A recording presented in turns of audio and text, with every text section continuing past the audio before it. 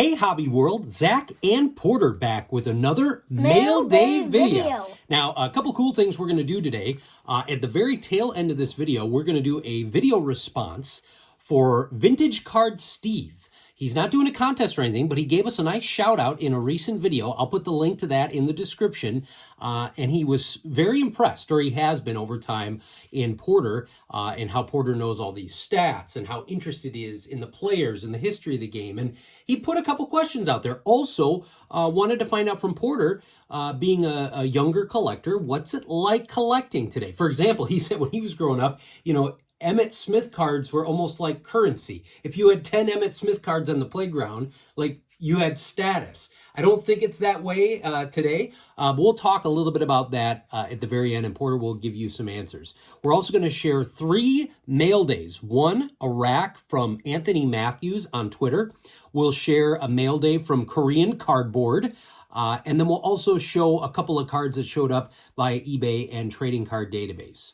So you ready to do this? Yes. So first up, we're going to show off from Anthony Matthews, a guy on Twitter who out of nowhere, we've participated in his racks before. He said, I'm going to start a rack thread, and I'm going to, you know, send some cards to Zach and Porter, great father and dad collectors. And then off that, we did one for Cooter, and then it kept rolling on.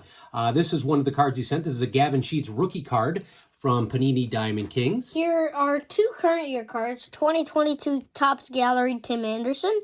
And this is the Luis Robert. Now, this isn't a variation. We thought maybe it was with that additional, like, almost bat color up there. I did some looking on TCDB. It's not. So you've got 2 for the base. And all 5 of these were unique to your PC, which is fantastic. Because that's hard to do with base cards for current White Sox players. Yeah. And then the first 2 2022 Topps Chromes I've ever gotten. So here's the Tim Anderson. It's a sharp-looking card in the Southside jersey. You've talked many times how you like those. And here's the Yoan Moncada. And then another Yoan here. This is from 2021 Topps Finest. It's a cool-looking card there. So thank you, Anthony Matthews. You can check out his stack sales. We'll put a link to his Twitter page in the description.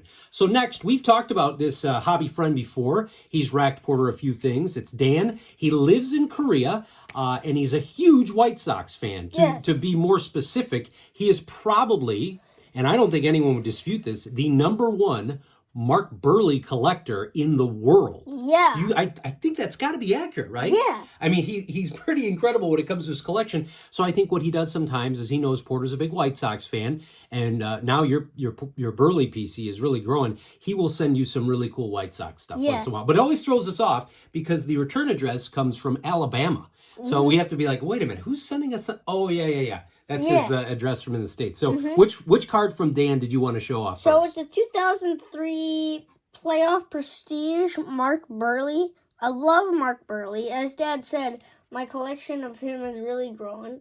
Then a 2003 Fleer Platinum Mark Burley. That's a cool guy. He looks so young there. And he's still got a chance to make it in the Hall of Fame. He's still rolling. I hope he does. Now, I see. You're going to save the really cool Burley for last. Yeah. Okay, so these weren't on Trading Card Database, but coupons. they're really cool. Yeah. They're coupons. I've never seen these before. So these are from Prairie Farms North Star.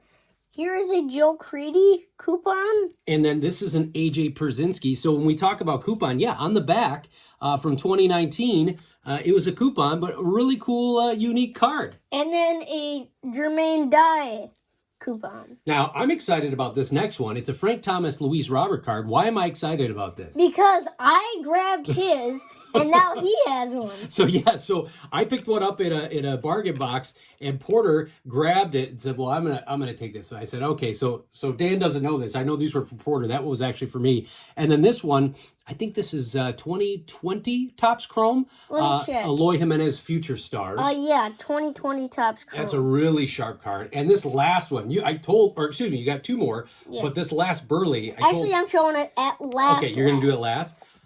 So next one is a very unique card because in corresponding with Dan, he got this at the Madison Card Show when he was in town. Now, we missed him. We went the month after. But this is a art card. Why don't you show it off? So it's a art card of the Big Hurt Frank Thomas.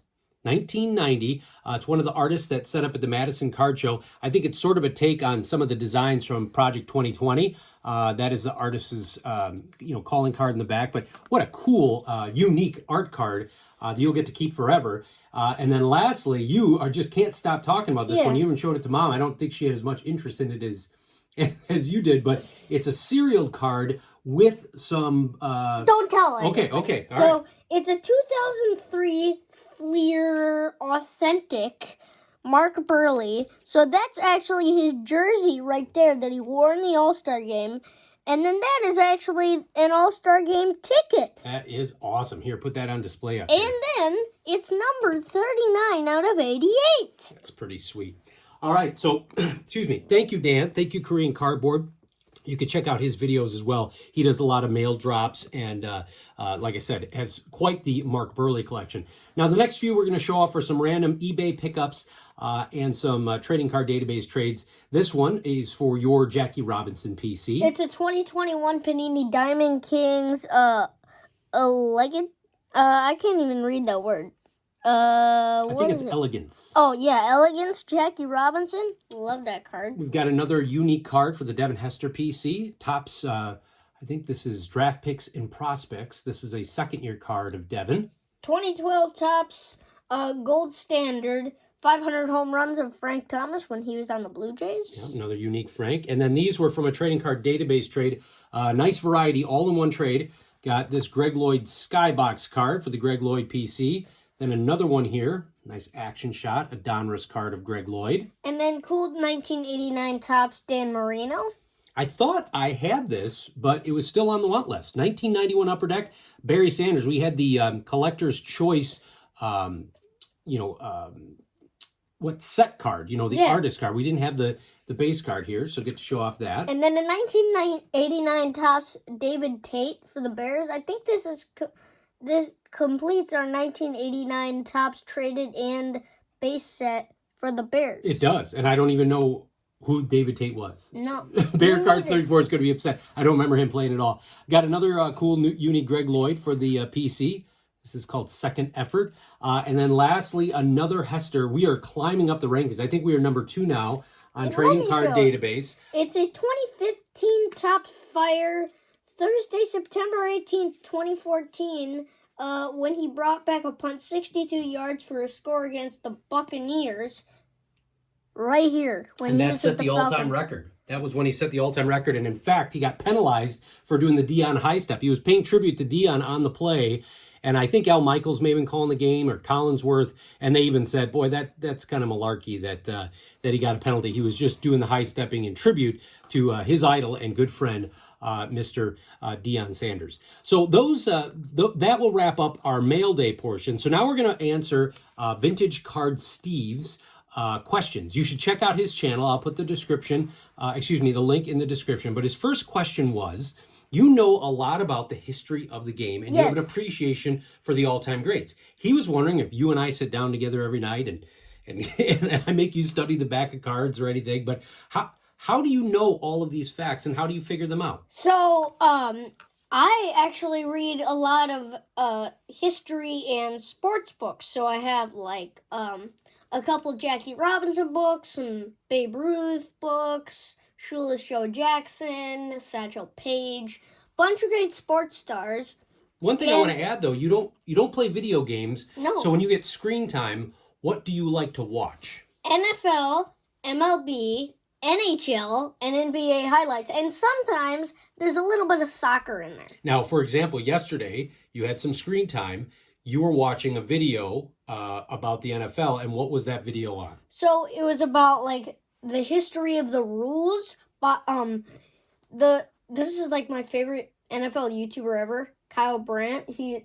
His channel on there is NFL Throwback. So I watched the evolution of the NFL teams, which is the timeline from 1920 to 2020. Yeah. 100 years. So you have many different avenues that you use to learn about the cards, and the history of the rules I watched yesterday too. Very much so, and you also love to read the back of the card. So it is very common where I'm adding cards into our trading card database page or editing a YouTube video. Porter is telling me the birthdays, the place of birth, interesting things for the back. So yeah, he has a great appreciation for the cards and the history of the game. Now, second question that Steve called out was, you're in elementary school, upper elementary school.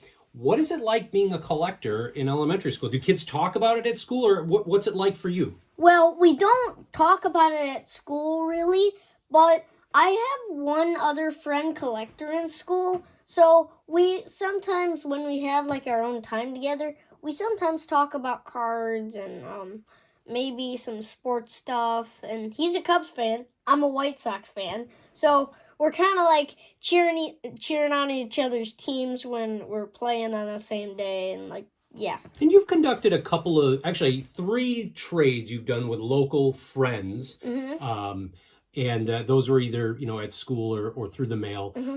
But would you say that more kids, your grade level, are they into trading cards or like Pokemon cards? I haven't actually seen really anybody talk about Pokemon cards in my classroom, but maybe in the other 4th grade classroom. But I don't know. I mean, I don't really know if anybody's like into Pokemon or like into sports cards. I don't know. Yeah. So I think to answer Vintage Card Steve's question, when he and I think he and I are very close in age, it was talked about a lot on the playground. There are so many other things that attract a young child's attention. I don't think, and that's part of why I believe that you get a lot of people embrace you as you enter the hobby, because you like the stats, you like collecting, and there just aren't a lot of kids your age that are into it. And truth be told, it's not easy to collect, right? I mean, it's not a very inexpensive hobby, and so that's why we do like doing it together and going to the shows. Although this last Oak Creek Card Show, we did see somebody else from your class, so that was kind of neat. That's the first time that we've seen somebody there. So hopefully we answered Steve's questions. Thanks for calling that out and giving us an opportunity to expand our subscription so people can hear our story and embrace how much we love collecting together. So want to thank everybody for watching and subscribing. Bye-bye.